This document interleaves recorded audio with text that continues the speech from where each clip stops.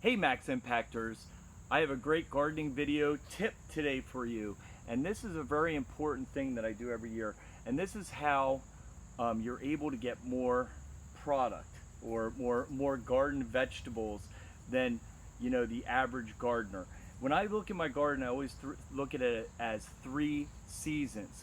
So we're going into the fall season, and what that means is I have to make some important decisions because I only have about 100 square foot. I think it's 108 square foot of gardening space, and my dog right here, I hope he doesn't knock over the camera, but I have 108 square foot of garden space, and it's very important if you have that much space to maximize it by, at some point you have to come in here and say, okay, the season's over for one thing, and then you go to the next thing.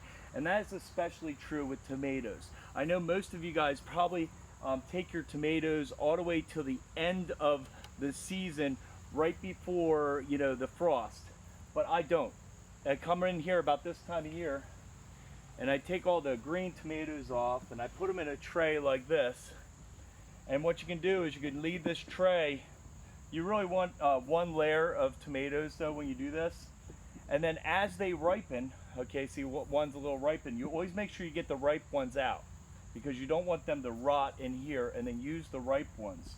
And when I do this method, sometimes I'll have a few tomatoes left that are just ripening at end of November and into December sometimes even. The first week of December is pretty much the limit for this.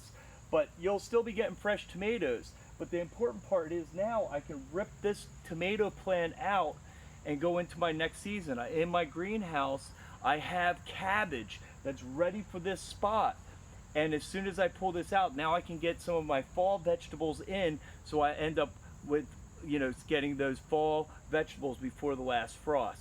So this is really important if you want to get more. Already with the tomatoes, I've canned, I just finished canning some pureed. I just puree it and then we dump it, make it into the sauce later. I have a ton of jars of that. We've done 2 different types of salsa and jars. We have about 12 jars of 2 different types of salsa that we made from these tomatoes. I have about 12 12 quart jars of just whole tomatoes that I've jarred. So I have enough tomatoes now jarred up that it should last me the rest of the year, okay, until next year when I get more tomatoes and I can start jarring again.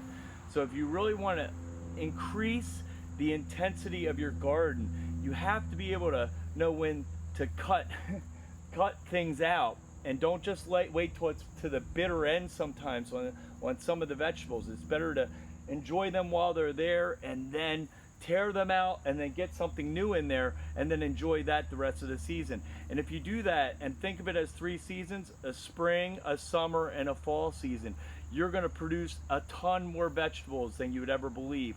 A lot of people, when they look at how much I'm producing, they think I have a huge garden, but it's really this method that really increases the number. They call it successional planting. I just try to think of it in my mind as 3 seasons. All right, guys. Well, thanks for watching, and we'll see you in the next video.